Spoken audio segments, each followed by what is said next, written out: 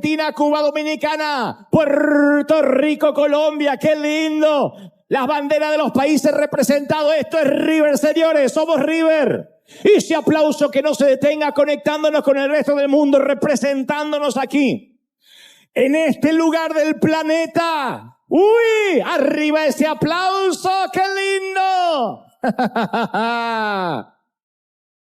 Mira la camiseta, hay que traerla de Argentina. Hoy faltó Argentina nada más.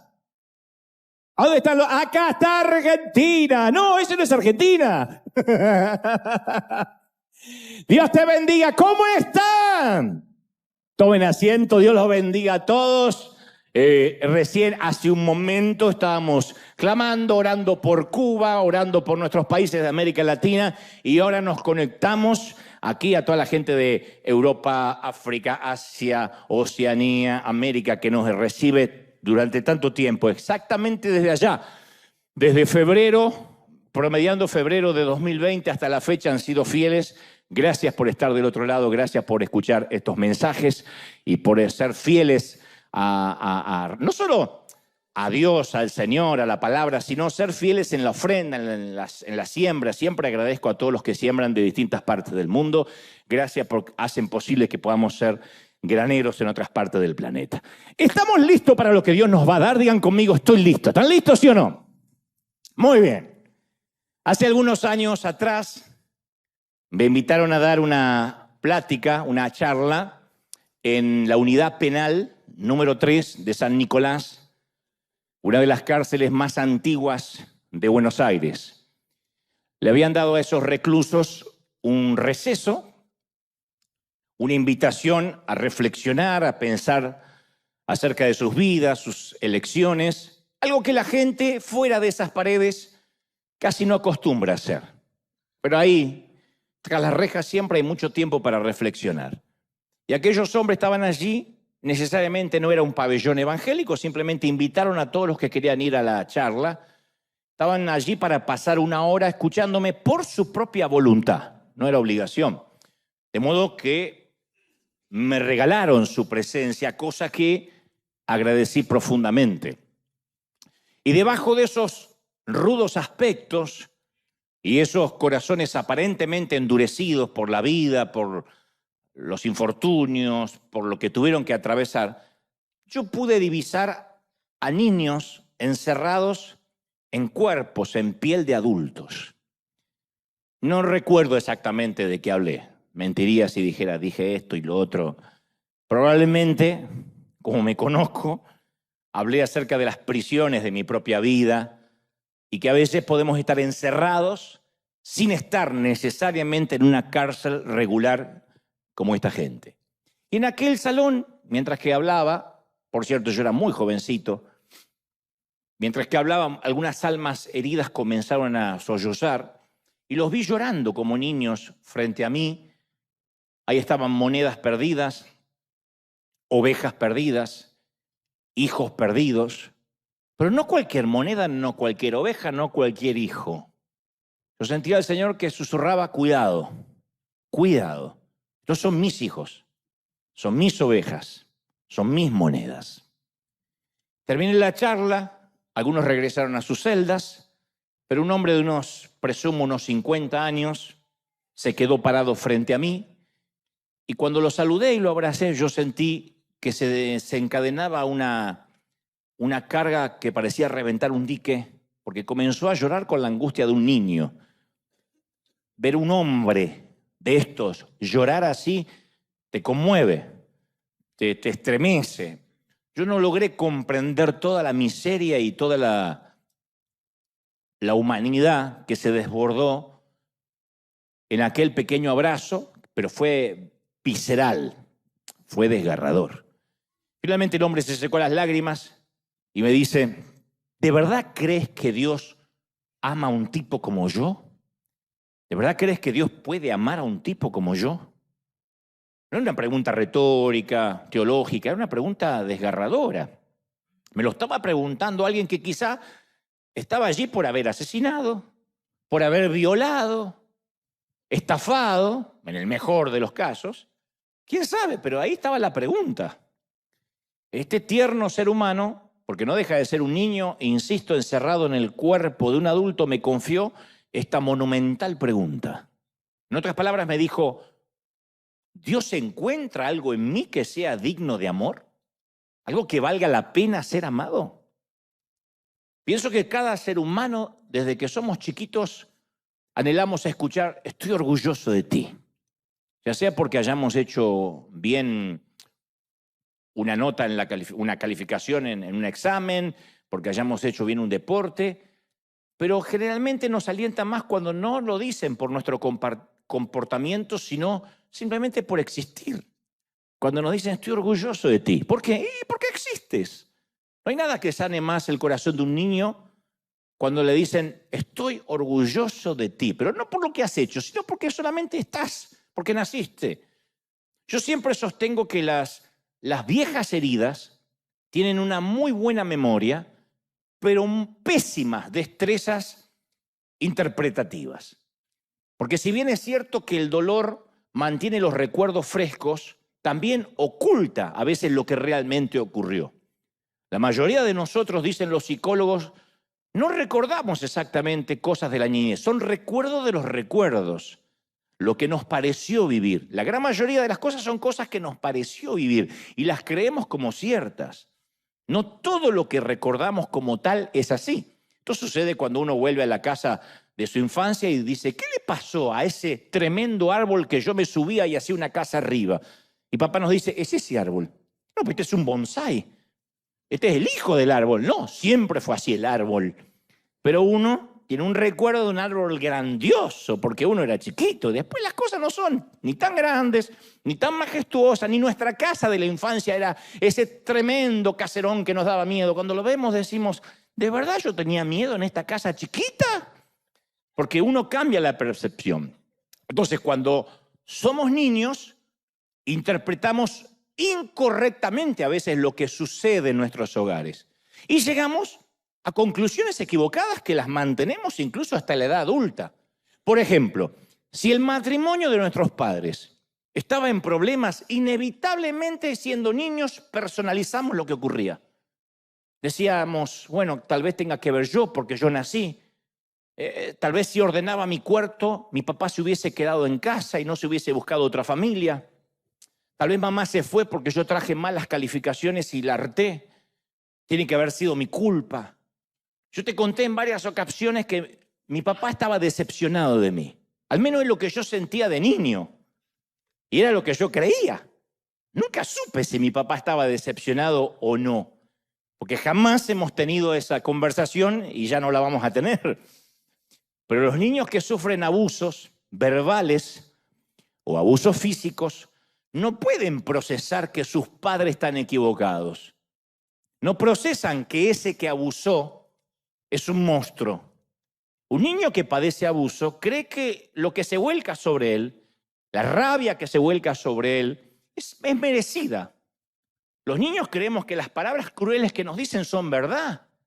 Pero hay otra manera devastadora de abusar de un niño y es con el silencio, con la indiferencia.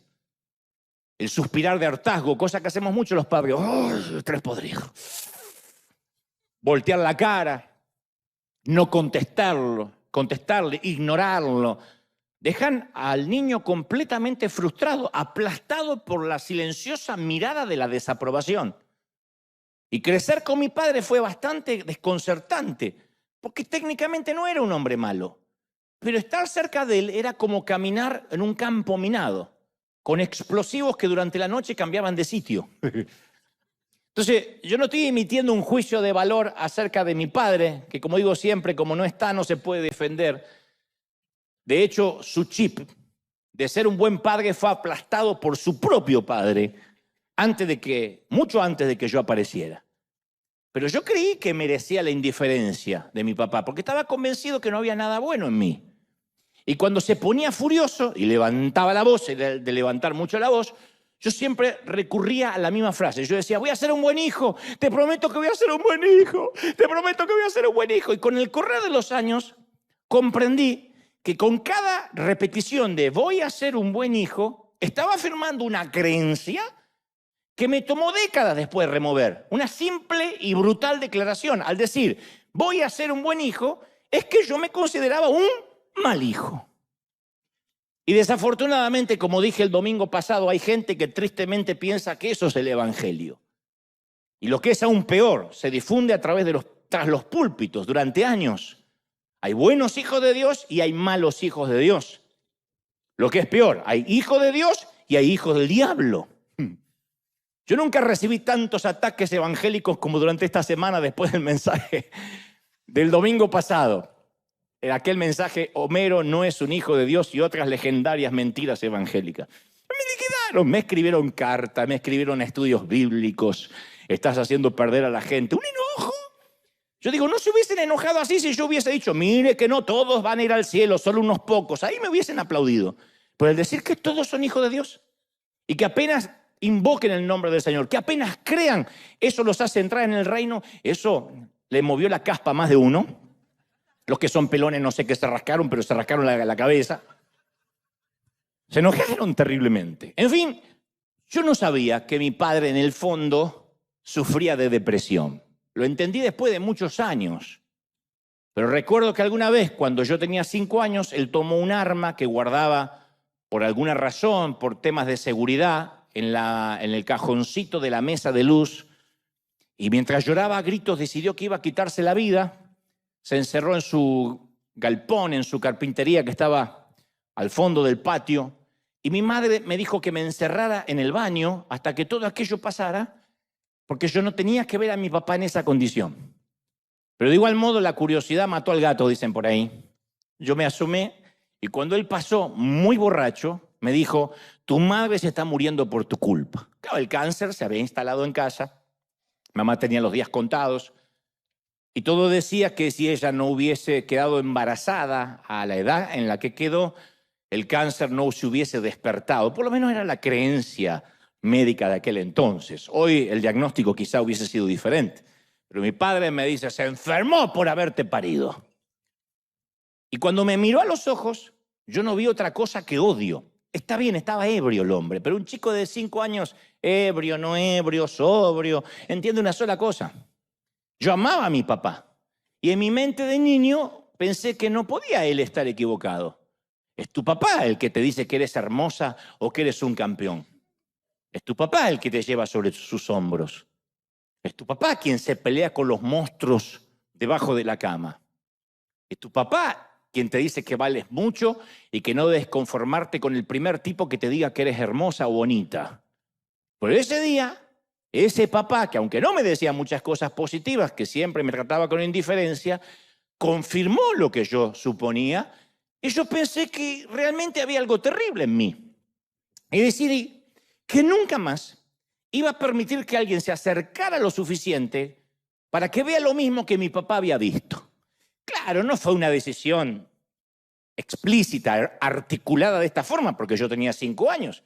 Pero me di cuenta que ese fue el día en que yo me retrotraje. Ese fue el día en que mi personalidad dio un giro de 180 grados y dejé de hablar, dejé de comunicarme, dejé de expresarme, me guardé para adentro, pasé a ser un nene introspectivo. No sé si yo nací así o ese fue el momento en que me marcó. Un clic, un crack. Yo pensé, no quiero que nadie se dé cuenta que yo nací fallado, ni las maestras, ni los compañeros, ni los amigos. Y esa mortal estrategia afectó mi relación con Dios. Porque yo decidí, ya cuando tenía más uso de razón y fui creciendo, que iba a ser el perfecto hombre cristiano para que Dios nunca viera en mí nada que dejara de amarme. Para que Dios nunca me dijera lo que ahora me había dicho mi papá. Yo no iba a soportar esa misma mirada, pero en los ojos de Dios. Y esa es una senda que muchos siguen recorriendo hasta la fecha, hoy en día. Entonces yo veo a mucha gente que lucha con una imagen distorsionada de sí mismos, una imagen más distorsionada aún de Dios, por sucesos del pasado. Por eso hay gente que dice, no, Dios no tiene que hacer sanidad interior porque todas las cosas son hechas nuevas en Él. Sí, se olvida del pecado, para Él no tenemos pasado, pero nosotros sí seguimos arrastrando ese pasado en ocasiones. ¿Cuánta gente adulta o mujeres adultas dicen, Mi madre siempre me dijo que yo era tóxica y que yo daño todo lo que toco. ¿Cómo voy a tener un buen matrimonio si así soy de chica? Otras dicen, mi esposo es un abusador, pero bueno, yo lo pongo muy nervioso, yo pongo muy nervioso a los hombres. Lo han dicho en consejerías. Mujeres que vienen con los ojos amoratados. No hay razón, no hay ninguna razón para que nadie te levante la mano, seas lo que seas. Y sin embargo, hemos visto a mujeres justificando la violencia. No, es que yo soy una mujer que pongo muy nerviosa a los hombres, no es la primera vez que me pasa. Y repiten el patrón. Otros dicen, cuando me miro al espejo, veo a alguien gordo o gorda que no merece que lo quieran. Me voy a quedar soltero o solterona porque ¿quién se va a querer casar conmigo? O no puedo tener hijos porque Dios me está castigando por las cosas que hice en el pasado. Y el tema siempre es el mismo. ¿Qué hay de malo conmigo? Por eso digo, las viejas heridas siempre tienen buena memoria, pero tienen pésimas destrezas interpretativas. Y lo que es peor, distorsiona nuestra idea del amor de Dios. Nos cuesta entender que Dios nos ama. Esa es la principal cadena que yo me he encontrado transmitiendo por streaming a todo el mundo. Hace un tiempo yo veía, cadena mental digo, ¿no? Hace un tiempo yo veía el documental de un corderito con su cabeza inclinada y supuse que tenía el cuello lastimado. Y luego en el documental explicaban, con un poco más de investigación, que los corderitos que andan con el cuellito así no es que tienen el cuello lastimado o alguna herida física. Dicen que a veces el espíritu del corderito es el que fue quebrantado por algo, no han descubierto todavía los expertos por qué. Pero a veces se le quebranta el espíritu. A eso se les llama corderos inútiles o corderos rotos. Andan con el cuello así y no lo pueden levantar más, no le pierden las ganas de comer, se deprimen. No sé por qué, porque alguna corderita no lo habrá correspondido. No tengo la menor idea. Estoy arriesgando hipótesis. Pero con mucha frecuencia, esos corderitos simplemente mueren. Primero se les quebranta el espíritu y después se van enfermando. Lo mismo que pasa con un montón de seres humanos. Pero por alguna razón, en el caso de los corderitos, sus espíritus se quebrantan y pierden la voluntad para vivir. Y los únicos que sobreviven son aquellos que, cuando el pastor ve que se les dobla el cuellito, los acogen, los cuidan y le dan gracia. Le dan una gracia especial que no tiene el resto del rebaño. Entonces los corderos inútiles, así se les llama, son en realidad los más bendecidos de todas las ovejas del rebaño, porque son a ellos a los que el pastor cuida de manera más personal, de manera más íntima. Y decía este documental que cuando los pastores los abrazan, los llevan a dormir con ellos, los acarician, hacen que su espíritu se vaya sanando y vuelva a comer. Desarrollan esos corderitos un tipo de relación con el pastor que las otras ovejas ni siquiera sueñan. Las otras ovejas dicen, no, todos se van a ir al infierno. Eso solo porque son así. Pero que hemos sido corderos inútiles, con heridas en el corazón, en la mente, en el cuerpo, en el alma, desarrollamos otro tipo de relación con Dios, donde sabemos que Él nos ama, nos sana, nos acaricia, nos cubre, nos redime, nos pasa aceite. Muchos de nosotros nos hemos sentido como corderos inútiles desde nuestras familias de origen. Y hasta, y esto es muy triste admitirlo, hasta en la familia de Dios. Llegamos a la iglesia y volvemos, o nos hacen otra vez sentir inútiles. Entonces, creo que todos, la mayoría de los que están aquí presentes y en casa saben lo que es sentirse en algún momento no deseado, no amado, empujado fuera del camino, abandonado, rechazado, abusado.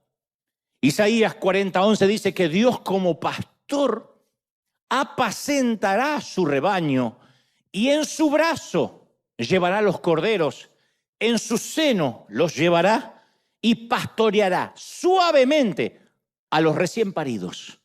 Esa es la imagen del verdadero pastor. No un pastor que dice, ustedes no son hijos míos, estas son más negras, estas son manchadas para allá. No es así, sino que las apacienta. ¿Y por qué tipo de oveja Jesús hace todo esto? ¿Por las ovejas que ganan premios? ¿Por las ovejas y los carneros de primera calidad? la oveja con la lana más mullida, las patas más fuertes. No, si un pastor común de ovejas de campo lo hace por los corderitos rotos, es una imagen, una figura de lo que Dios hace. Él nos ama tal como somos justo ahora, con todas las decisiones que hemos tomado, las buenas como las malas. Nos ama en los mejores días y en los peores días. Nunca te olvides esto, Dios te ama en tus peores días. En el peor día, en el día que no te quieres ni levantar de la cama y tienes un aliento a zombie que mata a una multitud. Ese día Dios te ama.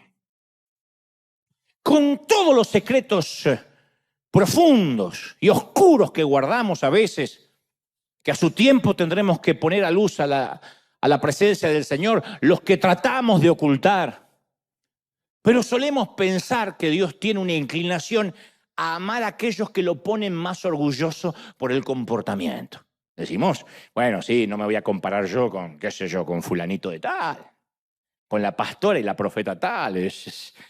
Siempre medimos a los demás por su comportamiento y creemos que Dios los mide de igual manera. Fue como cuando alguna vez alguno de nosotros, siendo niño, le preguntamos a nuestra madre, mamá, ¿a quién de tus hijos amas más? Yo cuando la agarraba sola a mi mamá decía, es el momento de preguntarle, me va a decir la verdad. Me va a decir que soy el más chiquito, el más amado, y los imbéciles de mis hermanos ni siquiera califican. Cualquier padre o madre moderadamente sana emocionalmente dirá que es una pregunta imposible de responder. Porque cuando concebimos a nuestro primer hijo, nunca nos imaginamos que tenemos la capacidad de amar a otro. Los que tuvieron un primer hijo dicen, no, yo no puedo amar a nadie más así. Es el que tiene un primogénito dice, no sabía que tenía tanto amor para dar, pero imposible que yo ame a otro igual. El primero parece siempre que lo acapara todo, que no podemos amar a otra pequeña personita como amamos a este o a esta. Pero luego llega el segundo y surge una nueva profundidad de amor que no existía o que había estado dormida antes de la llegada de ese nuevo bebé. Y eso es como que cada hijo trae consigo una nueva dosis de amor, ¿o no? Así tengas 7, 8 hijos, 9, porque no tienes Netflix. Cada hijo trae una nueva dosis de amor. No puede decir, no, pero no se compara al primero. El segundo lo amé un poco menos. Y el tercero, y menos. Y el cuarto, y me agarró sin gana. No, es el mismo amor. Lo habrás hecho sin gana, pero lo amas.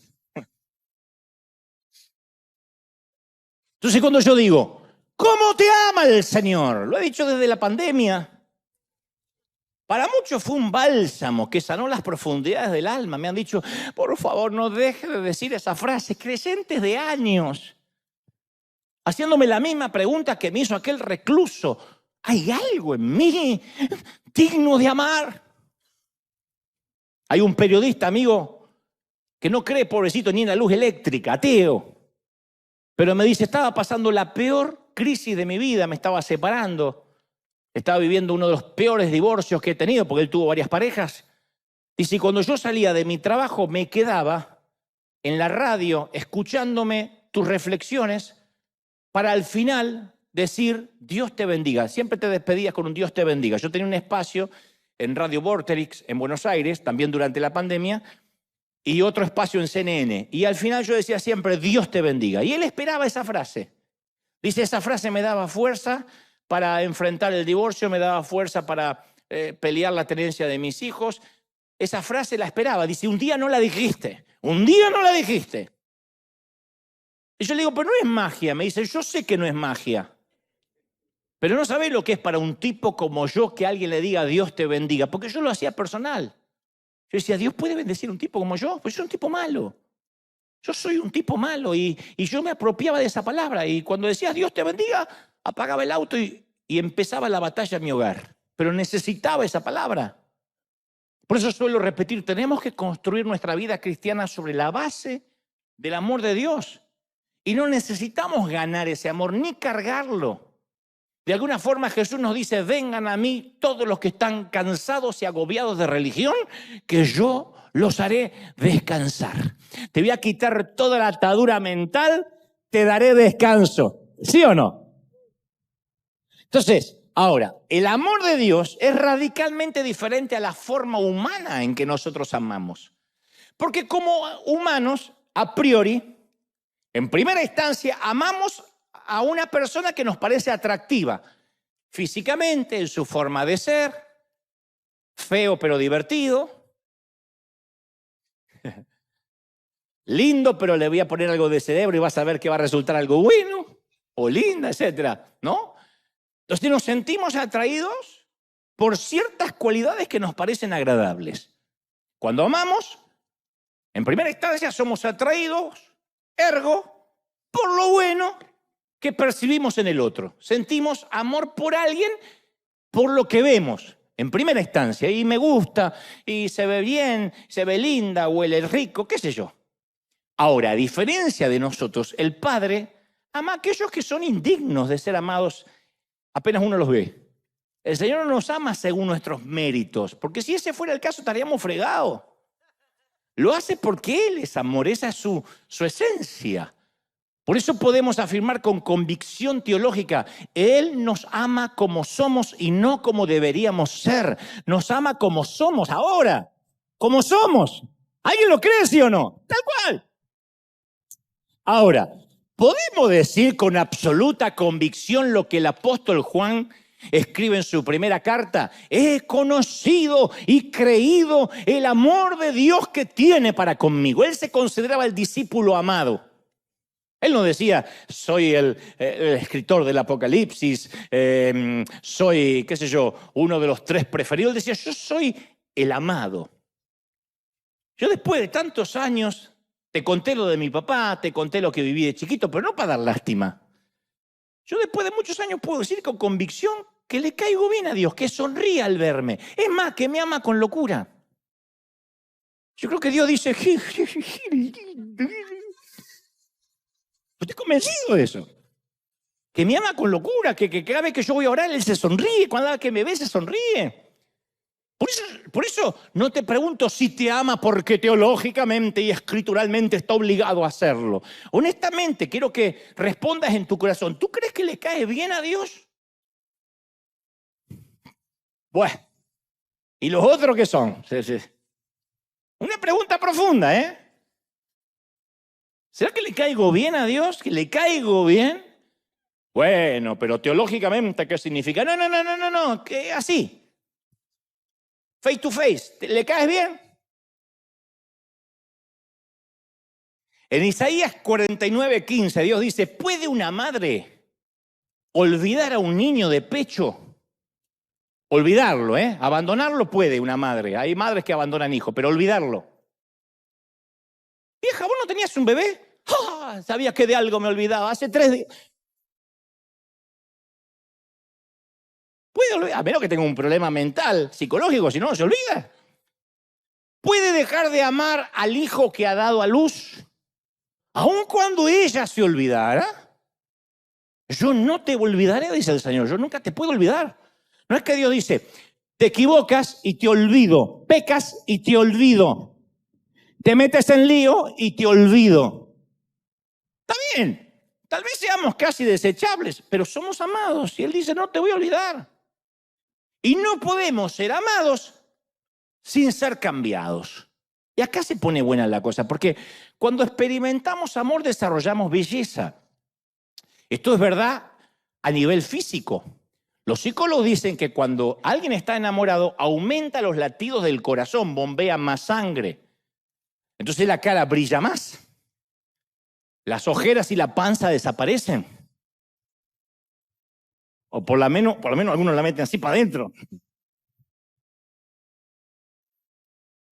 El estar enamorados hace que el cerebro segregue dopamina, serotonina, que son 2 tipos de neurotransmisores a todo el cuerpo. La dopamina nos produce placer y euforia y la serotonina nos hace sentir felicidad.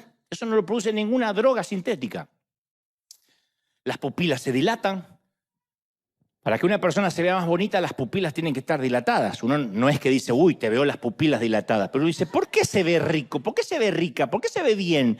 Porque las pupilas están dilatadas. Entonces los ojos se ven más brillantes, más claros. Cuando amamos y nos aman, nos ponemos atractivos. Esto está corroborado. Pero estamos más acostumbrados al tipo de amor que busca a alguien que tenga cierto valor. El amor con el cual estamos más familiarizados siente atracción por alguien, insisto, porque es atractivo, nos parece atractivo. Contra gusto no hay nada escrito, dijo alguien, pero a nosotros nos parece atractivo. Los griegos tenían una palabra para esta clase de amor, la palabra eros. Cuando oímos esta palabra pensamos inmediatamente en algo erótico, pero eros significa algo más que atracción sexual. Eros describe la clase de amor que satisface nuestro deseo de validación, nuestros apetitos, nuestra carne. Eros es el amor en busca del gran tesoro que nunca llega, es la búsqueda del príncipe azul, la búsqueda de la princesa perfecta, de la niña que no tiene madre, por lo tanto no tendrá suegra. Esa búsqueda. Eros es ese amor que proviene de la necesidad, de la admiración, del deseo. No es necesariamente una clase mala de amor, ¿eh? No la voy a satanizar. Yo no voy a demonizar ese amor porque por alguna razón nos lo regaló también el Señor. Es bueno que un bebé ame a su mamá cuya leche significa vida. La primera atracción que tiene tu bebé hacia ti, mamá, es por la leche. Si el papá le diera leche, se olvida de la madre. Si la suegra pudiera, sería la suegra. Dios es sabio, ¿no? Es bueno que un enamorado se ponga feliz por la belleza del ser amado. Pero qué linda que es, pero qué bello que es. Pero Eros termina siendo un amor demasiado precario sobre el cual edificar una vida. En algún momento el bebé ya no va a necesitar más la leche materna. En algún momento la belleza de tu amada o tu amado va a dejar de ser una belleza, o en su defecto te vas a acostumbrar. Yo sé que algunas dirían, yo jamás me acostumbraría a Brad Pitt. Sí. Dirías otra vez lo mismo. Entonces, viviremos, si nuestra vida está basada en ese amor precario, vamos a vivir intentando probar que somos buenos, que somos lindos, inteligentes, espirituales para merecer ser amados. Y eso es correr en una ruedita del hámster. Eso agota. No, necesitamos un amor más resistente que el de Eros. Entonces existe un tipo de amor que crea valor en lo que se ama. No que se busca valor en el amado. Crea valor a partir de amar. Un amor que de ser desechables nos convierte en tesoros invaluables. Un amor que no resiste análisis del sentido común. Por eso tanto les cuesta entender la gracia. Entienden las penitencias, entienden que Dios manda gente al infierno, les encanta decir que Dios separa las cabritas de las ovejas y que hay hijos del diablo. Eso lo entienden. El amor incondicional y extravagante no lo entienden. Pablo lo expresó así en Romanos 5:6. Él dijo, a la verdad, éramos incapaces de salvarnos. Y en el tiempo señalado, dice el apóstol, Cristo murió por los malvados. Difícilmente habrá quien muera por un justo. Muy difícil que alguien quiera morir por un justo. Tal vez se atreva a morir por una persona buena. Puede que haya alguien que diga, está bien, antes que toques mis hijos, mátame a mí. Puede que una mamá, un papá haga eso. Haríamos eso, tomaríamos el lugar si estuvieran en peligro. Pero Dios demuestra su amor, dice Pablo, por nosotros en esto. Que cuando todavía éramos pecadores, Cristo nos amó y murió por nosotros cuando no lo merecíamos. Hace falta manzanitas para entender esto. Murió por nosotros cuando éramos desechables. Y los escritores de la Biblia no quisieron usar la palabra eros para describir esa clase de amor. Usaron por primera vez la palabra ágape. Existen dos mandamientos que no se pueden separar. Jesús dijo, ama al Señor tu Dios con todo tu corazón, con tu ser, con tu mente. Y el otro mandamiento, ama a tu prójimo como te amas a ti. Si amamos a Dios, amamos a todos sus hijos. A todos. No a algunos, a todos. Si tomamos en serio amar a Dios, debemos empezar por las personas. Todas. Repitan conmigo para que se grabe. Todas. Así me siguen diciendo cositas en la semana. Y especialmente amar especialmente amar a aquellos que el mundo desecha. Especialmente a esos. Entonces la capacidad, escucha, para asignarle valor a las personas es uno de los dones más maravillosos y escasos en todo el mundo. Una vez te conté, perdonen que soy repetitivo con las historias, pero bueno, siempre hay gente que es vuelta a bendecir con esto, aún me incluyo. Cuando decidimos comprar esta arena, el banco llegó a la conclusión, esto solo pasa en esta parte del mundo, que para asegurarse que iban a cobrar la deuda, yo debía mantenerme con vida. Yo sé que los bancos de otras partes del mundo no plantean estas cosas. Acá sí, yo pregunté 2, 3 veces si estaba entendiendo bien. Vinieron y concluyeron que si yo me moría, quizás River no iba a tener los mismos ingresos que estando yo con vida, y eso haría que ellos no cobraran la deuda. Era un riesgo que no querían correr. Ok, le vendemos la arena a 7 años, pero si este tipo se muere antes de los 7 años, ¿a quién le cobramos? Bueno, va a quedar River. No, pero estuvimos investigando que si él se muere, capaz que no nos pagan. Es un sentimiento extraño cuando quieren asegurarse que van a seguir cobrando si caes muerto de manera repentina. Es como que es raro. Uno tiene que prometerle, le prometo que voy a vivir, le prometo que no sé. ¿Cómo se resuelve? El banco me decidió obligarme a asignarme un seguro de vida, pues no cualquiera lo tenían que asignar ellos. Así que dice, vamos a estudiar la vida de este caballero durante algunas semanas. Me hicieron cientos de preguntas, entre las que estaban si solía viajar a países de riesgo. Riesgos constitucionales, riesgo de inseguridad, riesgo de crisis humanitaria, riesgo de secuestros. O sea, todos nuestros países de México para abajo, todos. Mi segundo nombre es riesgo, dije. Le dije, ¿y a qué consideran ustedes países exentos de riesgos seguros, para que la póliza sea más barata? Pues me dijeron, no, la póliza es accesible si usted frecuenta Islandia, Dinamarca, Andorra, Nueva Zelanda, Suiza, Austria, Luxemburgo, Finlandia, Noruega. Le digo, lo mío es más para el lado de Tijuana, Nicaragua, Ecuador, Colombia, Salvador antes de Bukele, Venezuela, Argentina. Cuando dije Argentina, y en ese momento, cuando le dije los países que yo iba y le mostré los sellos de los pasaportes, mi póliza pasó a valer más que el contrato de Messi con el Inter de Miami.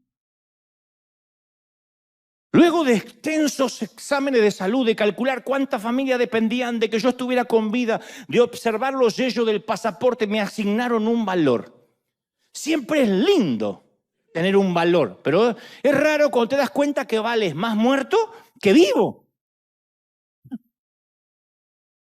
Vivo no valgo nido cacahuate, pero llego a morir. Ahora entiendo por qué hace algunos años teníamos deuda y parte del equipo me decían muy seguido, ¿cómo estás de salud? Hay una clase de amor que busca valor en lo que se ama. Hay una clase de bancos que te asignan un valor para no correr riesgos si te mueres. Pero hay una clase de amor que crea valor después de amar. Hay una historia de un viejo ministro holandés que a mí me pareció fascinante. Él lo cuenta de esta manera, dice, soy uno de 13 hermanos. Y un día me encontraba jugando en la calle, en nuestro barrio de Holanda, sentí sed y entré a casa en busca de un vaso de agua. Y mi padre estaba platicando con un vecino sentado a la mesa de la cocina.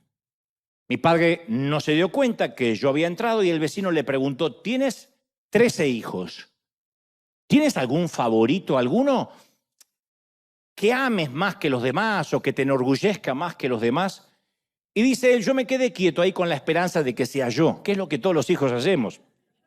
Y mi padre responde inmediatamente y dice, por supuesto, hay uno que amo más que el resto, María. Tiene 12 años, pobrecita, acaban de ponerle aparatos en los dientes y se siente tan avergonzada que no quiere salir de la casa. Oh, no, pero me preguntaste por mi favorito, ¿no? ¿Por quién amo más? Pedro, de 29 años. se acaba de divorciar y está tan triste, tan solitario, no sé qué hacer para quitarle esa tristeza. Pero al que amo más que todos es el pequeño Miguel. Porque no tiene sentido de la coordinación, pobrecito. Es malísimo con todos los deportes que prueba. No sirve para ningún deporte, pobre, y lo vemos que se frustra tanto y siente tanto bullying en la escuela. Ah, pero por supuesto, la niña de mis ojos es Susana. Tiene 24 años, vive sola y está lidiando con un problema de alcohol y ella cree que yo no me doy cuenta. Pero ahora que lo pienso, amo mucho más a Manuel, que tiene un carácter horrible y no le da la cabeza para los estudios, pobrecito, no sé a quién salió. Y así mi padre, dice este caballero, fue nombrando a cada uno de los 13 hijos uno por uno. Y lo que aprendí fue que su orden de prioridades, o lo que parecía ser una prioridad, fue que más amaba al que necesitaba más en ese momento, al corderito más roto, al más quebrado. El Padre de Jesús es igual. Ama a aquellos que más lo necesitan, que más dependen y confían en Él. Hay un predicador que dice, Dios te tiene atado de un hilito y cuando te equivocas y pecas y te quiebra, lo que hace es romper el hilo. En lugar de decir, bueno, se perdió, Dios lo que hace, inmediatamente lo que hacían las madres antes, hacer un nudo con el hilo y volverte a atar, pero ahora está más cortito y te tiene más cerca de Él. Y te vuelves a equivocar, dice, ay, hace otro nudo y ahora te tiene acá. Entonces Dios poco le importa si has sido puro como San Juan o pecador como la prostituta en la casa de Simón el fariseo. Dios no espera hasta que nuestra vida moral esté en orden para después amarnos. No descarto que alguien esté pensando ahora, porque yo sé lo que están pensando algunos, que son del otro servicio y vienen a este. Ah, entonces ¿el evangelio es liberal? ¿Esto es un evangelio del vale todo?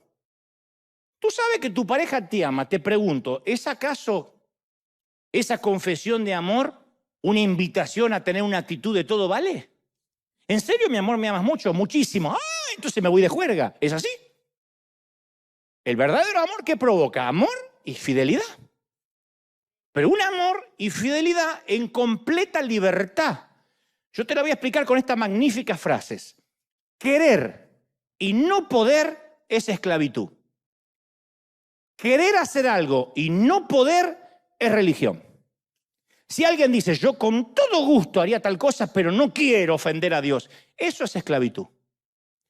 Poder y no querer es libertad. Poder hacerlo, pero no quiero ofender a Dios, eso es libertad. Eso es libertad. ¿Sí o no? A mí se me resolvió la doctrina con esto. Toda la doctrina, lo diré otra vez, querer y no poder es esclavitud. Me muero por pecar, pero, ay, me muero por pecar, me estoy quemando. Eso es esclavitud.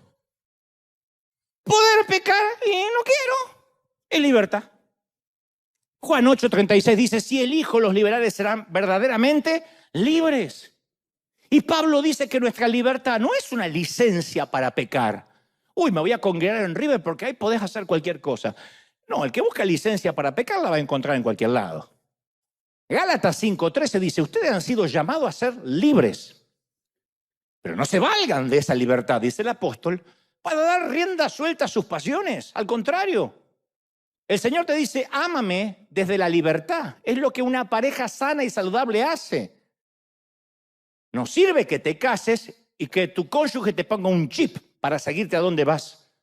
Y que tengas que dejar el celular siempre ahí. Y que te revise todo porque desconfío. Eso no es amor.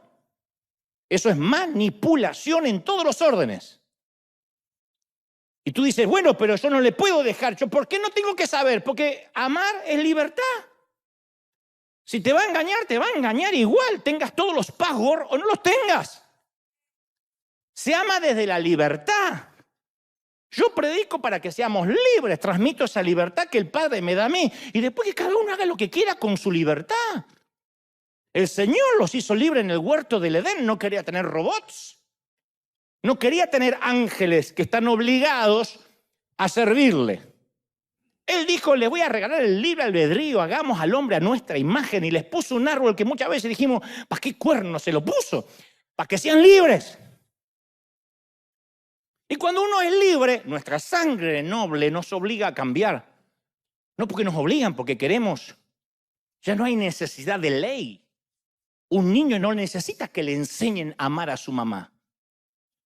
Ser libres de la ley también significa ser libres del pecado. Cuando somos libres, no violamos una regla, desgarramos el corazón de Dios. Cuando uno es esclavo, sale de la sana doctrina. Cuando uno es libre, viola una relación y traiciona una confianza en el caso de pecar. ¿Me explico? Porque me miran medio raro, ¿me estoy explicando bien? Cuando uno es esclavo de la doctrina, de la religión, uno simplemente desobedece. ¿Cuánto me corresponde de penitencia por desobedecer? Cuando uno es libre, cuando uno ya no es esclavo de la religión, deshonra a un amigo íntimo. Eso duele más. De allí que uno puede, pero ya no quiere. Porque ya no cometemos solo una infracción. Alzamos el puño contra alguien que derramó su sangre y se dejó clavar las manos para salvarnos. Juan 17:3 declara, y esta es la vida eterna, que te conozcan a ti, al único Dios verdadero, y a Jesucristo a quien tú has enviado. Entonces la fe en Dios genera personas libres y muy seguras. No genera personas inseguras. Por eso las Escrituras hacen tanto énfasis en la necesidad de conocer a Dios. Dios se lamenta a través del profeta Oseas y dice, mi pueblo no me conoce. Lo que pido de ustedes es amor, no sacrificios. Conocimiento de mí, no holocaustos. Y sigue diciendo lo mismo Dios. Este pueblo cree que me compra con ayunos. Este pueblo no me conoce. Cree que me compra leyendo la Biblia todos los días y así es más religioso. O congregándose todos los días. Yo no quiero holocaustos, yo quiero que me conozcan. Y la pregunta es, ¿lo conocemos realmente? Porque si nos congregamos todos los días, pero necesitamos que nos digan, el Señor te ama, ay, de verdad, es porque no lo conocemos. Porque capaz que somos cristianos porque venimos acá, creemos que somos cristianos porque leemos la Biblia, y entonces se supone que lo conocemos. Nada se aleja más de la verdad. No sirve de nada aprenderse versículos de memoria, dominar el lenguaje de la Biblia. Me siguen diciendo, yo no veo que abras la Biblia y se la hagas leer a la gente. Por eso no te veo más. No me veas más. Sé feliz. Sé feliz con el que lee. Vamos a leer la Biblia del capítulo 4 al capítulo 70 hoy. Sé feliz con ese. Yo conozco a mi Dios, sé quién es mi Dios, sé cómo me ama mi Dios. Ese es el Dios que nos ama. ¿Sí o no? Y en la noche de su muerte, Jesús oró al Padre en Juan 17:23, dijo, escucha esto, los he amado a ellos como tú me has amado a mí, para que el amor con el que me has amado esté en ellos y yo esté en ellos también. ¿Oíste? Los amé a ellos con el mismo amor que me has amado a mí. Ese solo pasaje desafía mi mente, me deja sin palabras, porque produce un estado de fascinación. A ver si entendemos. Dios nos ama tanto como ama a su Hijo Jesucristo. No un poco menos. Lo dicen las Escrituras, sin matices, sin lisa y llanamente. En nuestra lógica puede que digamos, bueno, yo amo 75% a mi cónyuge, 30% al pastor, 1% a mi suegra. Si piensas que el Señor divide su amor con el 100% a Jesús, 70% para la Madre Teresa y 2% para ti, no conoces a Dios. Yo te voy a contar algo interesante, ya para ir cerrando. Los cisnes de toda la vida son blancos. Es lo normal. El cisne por lo general es blanco. En la escuela te dice dibuja un cisne y lo hace blanco. Lo sabemos porque es el único color de cisne que hemos visto. Y esta era la creencia de Occidente hasta que en 1697 un explorador holandés descubre, navegando por los mares de Australia, un cisne negro, que había cisnes negros. Un suceso inesperado que sorprendió a toda la comunidad ornitológica. Había cisnes negros. Pero él puso el foco en algo sencillo. La inexistencia de pruebas respecto a un hecho no es en sí misma una prueba de su inexistencia. Por ejemplo, el que no hayamos visto nunca un extraterrestre no significa necesariamente que no existan. No estoy diciendo que existen o que no, pero yo no vi ninguno, pero no significa que no existen.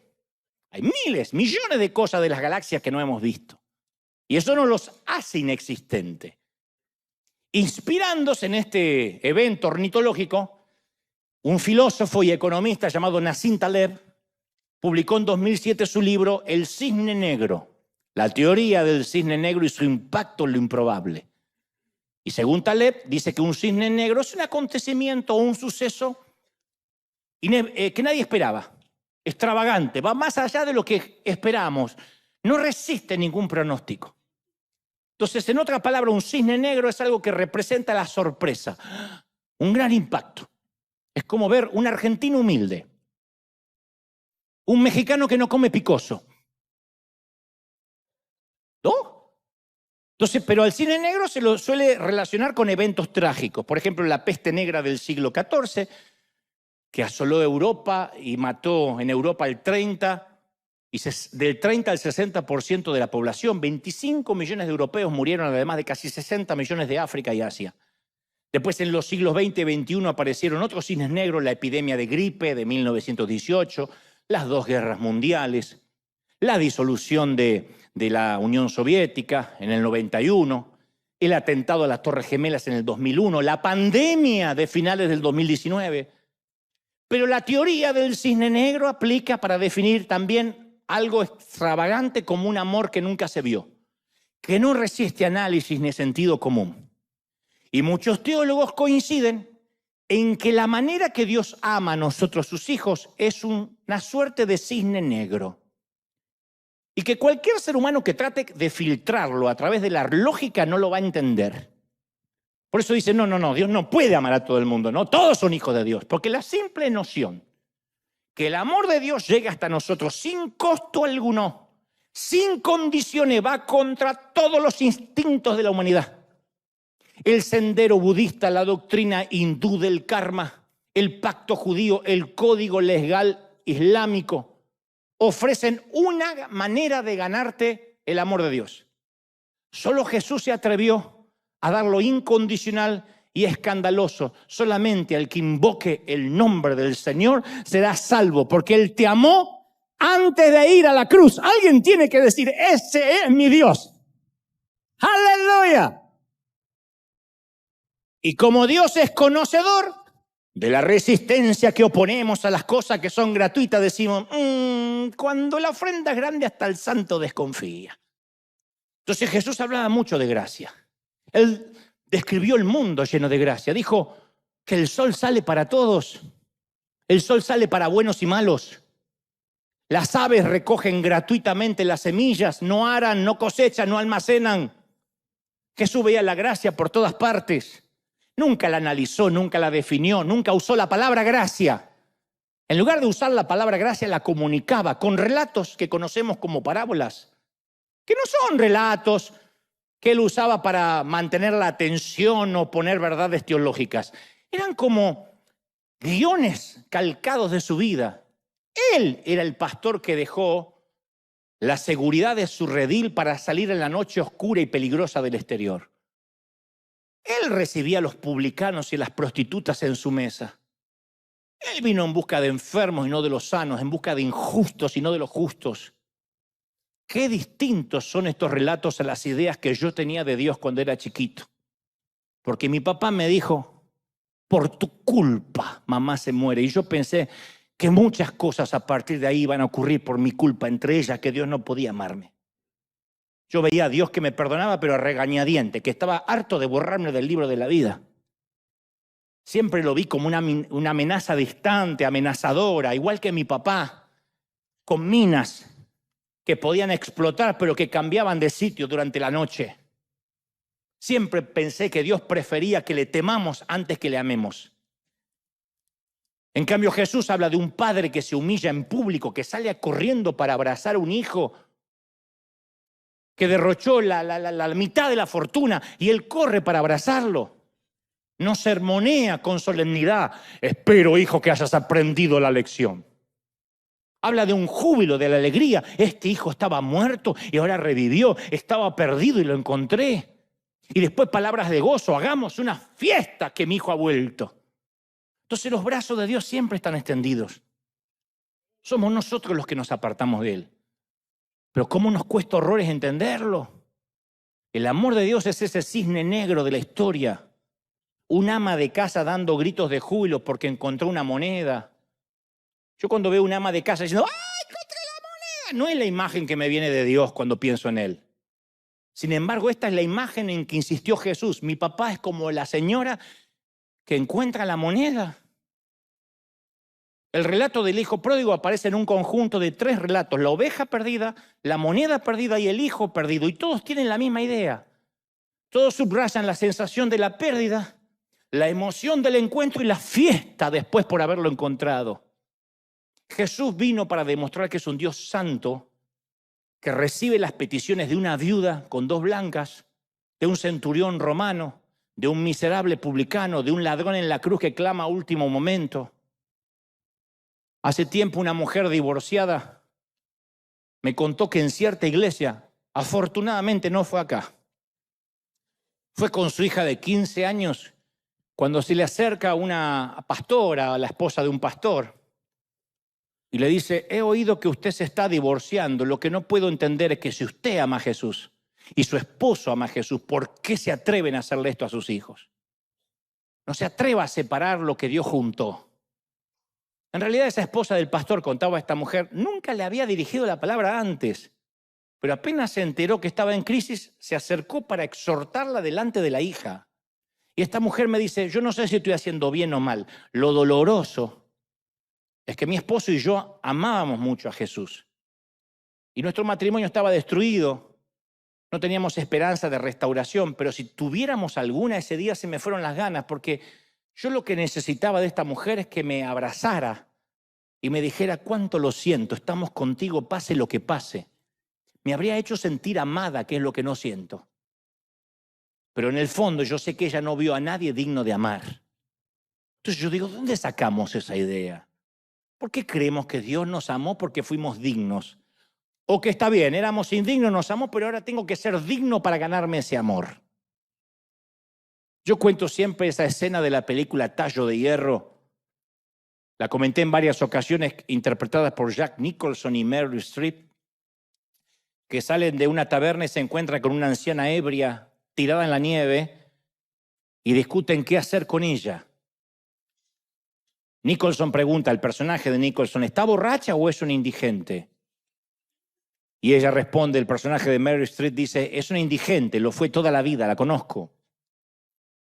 Bueno, quizás haya sido una prostituta en Alaska, dice él. Claro, pero no creo que nació prostituta ni lo fue toda la vida, dice ella. Bueno, no sé. Alguna vez fue una niña, digo, fue la hija de alguien, ¿no? Bueno, una niña, eso ya es algo, dice ella. Entonces ella no es solo una indigente, ni tampoco solo una prostituta. Es una niña o al menos alguna vez lo fue. Eso es algo. Vamos a llevarla adentro. Ambos estaban viendo a aquella mujer esquimal a través del cristal de la gracia. La sociedad ve una indigente. La religión ve una prostituta. Los jóvenes ven una vieja. La gracia ve una niña. Una persona hecha imagen y de Dios. Por mucho que aquella mujer ahora tuviera el rostro desfigurado, fue una niña y lo sigue siendo, encerrado en un cuerpo de 70 años. Entonces existe una clase de amor que crea valor en el ser amado. Es un extraño cisne negro, lo sé, pero es un amor extravagante. Jesús nunca identificó a una persona por su pecado. Nunca le dijo a alguien ladrón, nunca le dijo a alguien prostituta, le decía hija, hijo. A los religiosos los llamaba víboras, serpientes, sepulcros blanqueados, perros. Pero nunca llamó a alguien ladrón, usurero, mentiroso, divorciado. Porque él veía que el pecado era algo ajeno, algo que no le pertenecía a esa persona y la iba a liberar de eso. Le quitaba las etiquetas. Jesús podía amar a los seres humanos porque los amaba atravesando la capa de lodo. Veía a través del barro y veía a un niño. Lo definió así en Romanos 8:38 Pablo. Por lo cual estoy seguro que ni la muerte, ni la vida, ni ángeles, ni principados, ni potestades, ni lo presente, ni lo porvenir, ni lo alto, ni lo profundo, ni ninguna otra cosa creada podrá separarme del amor de Dios que es en Cristo Jesús, Señor nuestro. Me voy a meter en más líos todavía. Pero yo siempre pensé, ¿el infierno fue creado o no fue creado? Si el infierno fue creado, dice que ninguna cosa creada te puede separar del amor de Dios. Entonces, a mi criterio, ni el infierno te puede separar del amor de Dios. Ahora sí me metí en lío, pero lo creo. Y yo recuerdo que en aquella cárcel de San Nicolás, aquel hombre robusto que nos abrazamos, yo sentí cuando lo abracé cuánto Dios lo amaba. No te lo puedo explicar.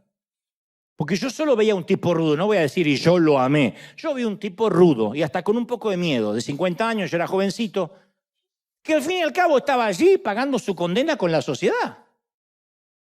Pero sé que Dios estaba viendo un pequeño niño traumado y asustado de pasar otra noche entre rejas. Y aquel hombre me había preguntado sin rodeos, ¿de verdad crees que Dios puede amar a un tipo como yo? Yo agradezco que siendo jovencito el Espíritu Santo me guió a responder, no como la religión me había enseñado, no como yo creía, sino lo que salió de mi espíritu. Le dije, la pregunta no es si Dios ama a un tipo como vos. Él ama especialmente y específicamente a un tipo como vos. Por eso Él me trajo, porque Él te ama muchísimo. No es que a un tipo como, no es que estás en la excepción. Él especialmente está enamorado de ti. Y Él recuperó su control emocional. Me mira a los ojos y me dice, es todo lo que necesitaba saber. Flaco, es todo lo que necesitaba saber. Y yo me quedé pensando, eso es todo lo que todos necesitamos saber. Todos necesitamos saber eso. ¿Cuánto nos ama el Señor? Ahora un aplauso grande al Señor de señores. ¿Cuánto nos ama el Señor? ¿Cómo está sanando gente? Vamos, celebra al Señor que le está sanando mentes, corazones, almas, corderitos rotos. Alguien tiene que celebrar más que eso por los corderitos rotos que se están sanando en todo el mundo.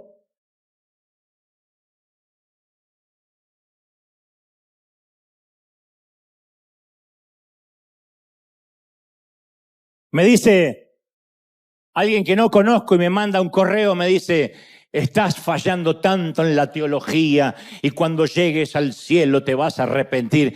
Y yo le dije, vamos a suponer que fuera así. ¿De verdad Dios va a decir, Dante, no entres al cielo porque amaste más que yo? Uno con el amor nunca se puede equivocar. Cuando uno decide honrar a todos, quizás estamos honrando a quien no se lo merece, pero con eso no se pierde nada. Pero deshonrando a un hijito, ahí se pierde mucho. Uno no se puede equivocar amando. Nunca me equivoqué diciendo Dios te ama. Siempre veo que se quiebra, llora y después lo único que tiene que hacer es creer que Dios lo ama y ya está. Nunca falló. Fue mi método y mi herramienta evangelística por años, no falla.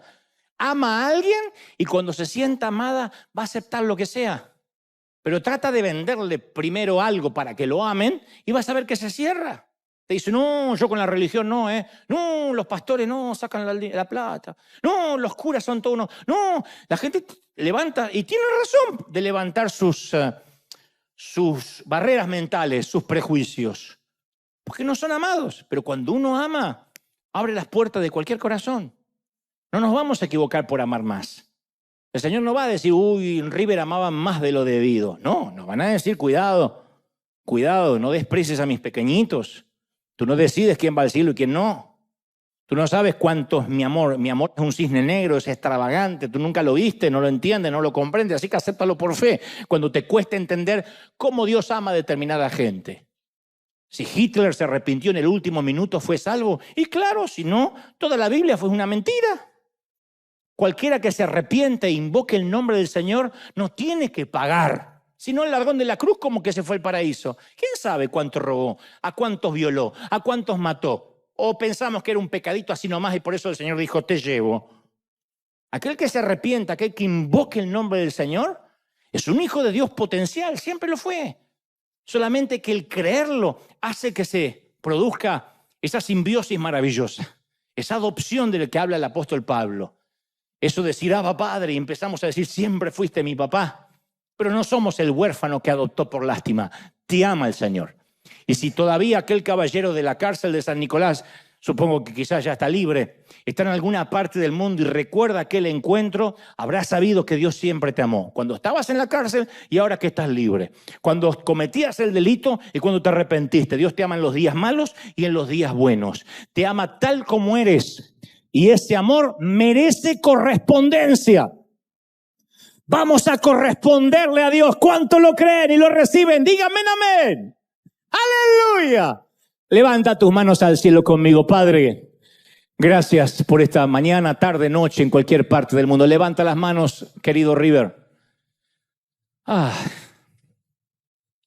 He transmitido lo que creo Dios puso en mi corazón estos días, estos domingos. He sentido el corazón del Señor diciendo, son mis hijitos. No te lo puedo explicar, pero los he visto a muchachos drogándose en las esquinas. Y hace unos años decía, qué perdidos, hijos de Satanás. Ahora siento al Señor diciendo, son mis pequeños. ¿Quién irá por ellos? Son mis hijos. Son los hijos pródigos. Son los que se revuelcan en los chiqueros de la vida. Y el padre saldrá corriendo a abrazarlos tan pronto ellas digan, oh, tengo un padre, tengo los obreros de mi padre comen mejor que yo. Apenas alguien reconozca que Dios lo ama. Así se trata, de eso se trata. Y luego no hay doctrina, luego no hay doctrina que cuidar. Es una mentira. El amor hace que cuides tu santidad. El amor, lo que no provenga del amor es ley. Y la ley siempre se obedece, la ley siempre está para quebrarse. Pero cuando amas, eres fiel porque amas. Cuando amas, no necesitas un pastor que te diga, ni la iglesia cuadrangular, ni la asamblea de Dios, ni los de la super ultra mega santidad de Oberá Misiones. No necesitas que nadie te diga nada. Cuando amas, sabes qué agrada a tu Padre y qué no. Y hasta vas a orar por amor y no por disciplina. Y te entregas a Él cada día. Señor, me has amado tanto, ayúdame a no traicionarte. Y ahí está el Espíritu Santo que dice, cuando no podáis hacer algo, pide ayuda. Él intercederá por ti. Él va a gemir con gemidos indecibles y va a orar lo que no sabes orar. Vaya que tenemos ventaja. No los dejaré solos, envío un consolador que de dentro les dará fuerzas. Nunca dijo, habrá un pastor diciéndole las leyes y después congréguense y allí le van a decir lo que tienen que hacer. Él dijo, he aquí yo los envío un consolador. Y desde dentro les dictará y les dirá qué hacer y qué no hacer. Y les guiará y les dará discernimiento de espíritus. Y abrirá sus mentes y sus corazones. Y se contristará cuando algo no es mío. Y se pondrá alegre cuando algo me llena el corazón de alegría. Ese es Dios, esa es la vida cristiana. Mi querido, vive en libertad. River, vive en libertad. Él los hará verdaderamente libres. Padre, yo he hablado a este tu ejército y a este tu pueblo y a estos tus hijos e hijas de todo el mundo. Y yo pido que toda cautividad mental se caiga ahora. Que toda cadena, cerrojo de bronce se caiga ahora. Toda cadena religiosa retrocede ahora. No estoy en contra de los hombres, estoy en contra de las cadenas demoníacas que los hombres han puesto. Libéralo, Señor. Quita toda esclavitud de la mente. Ahora yo te pregunto lo que te pregunté durante el mensaje, mi querido. ¿Realmente crees que le caes bien a Dios? Si crees que le caes bien a Dios, levanta las manos y dile, Señor, te amo. Vas a ver cómo suena diferente. Es tan diferente cuando te sientes indigno, sucio, pecador, a cuando dices, Señor, yo sé que te caigo bien, yo sé que me amas. Eso es otro nivel de adoración. Ese es otro nivel de adoración. Ya no estás en la otra línea del pecador, estás en la línea del salvado. En la línea del que fue santificado no por las obras, sino por la sangre derramada en la cruz del Calvario. ¡Uy! Y cuando levanta las manos y dice, te amo, Señor, sintiéndote amado, eso es amor real. Dios dice, he esperado esa frase durante años con corazón. ¿Qué lo cree? Uy, dile, Señor, te amo. Mi vida a veces es un desastre, tú lo sabes, pero yo te amo. Y el Dios dice, sí, yo también, específicamente. específicamente tu nombre, específicamente te conozco, específicamente muerto por ti. Tú no estás dentro de un grupo, yo te amo, tú eres especial, te he escogido del vientre de tu mamá como a Jeremías. Antes de que fuese formado yo te elegí, tus huesos se formaban y no eran ajenos a mi vista. Yo soy el que decidió que nacieras en esta generación, en estos años, durante esta etapa de la vida. ¡Uy! Levanta las manos y adora. Mirá. Miren cómo la adoración cambia. Miren cómo es una adoración genuina. Cómo no hay impedimento. ¡Impresionante! Más. Todos reciban en casa también. Los que miran la transmisión. ¿Cuánto te ama el Señor, princesa? Príncipe, ¿cómo te ama el Señor? No tienes idea de lo que Él te ama. Me ha dicho que te diga que te dé un beso, que te dé un abrazo, que no te entregues, que no te rindas. Eres mi princesa. Él sigue viendo una niña. El Señor me mostró eso hace unos cuantos años. Él me dijo que a mí me veía como niño todavía, que no veía a este hombre, Él veía al niño, aquel niño.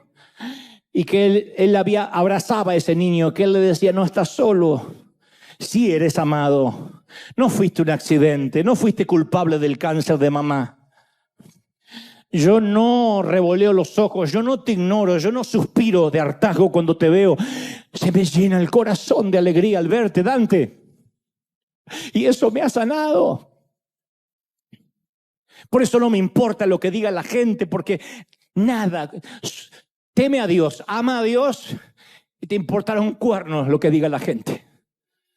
Pero no ames a Dios ni le temas a Él y te importará muchísimo lo que la gente diga de ti. Porque nacimos para ser amados. Nacimos para tener valía a partir del amor. Pero si tú amas a Dios no te va a importar nada, nadie, ningún ser humano te va a dar el amor que necesita. No hay un hombre que te va a amar así. No hay una mujer que te va a amar así.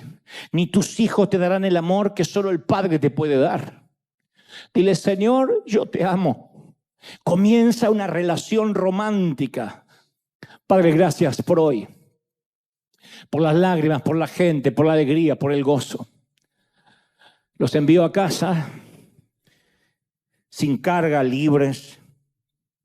Como le dijo el Señor a tantas personas, vete, ya no peques más, vete.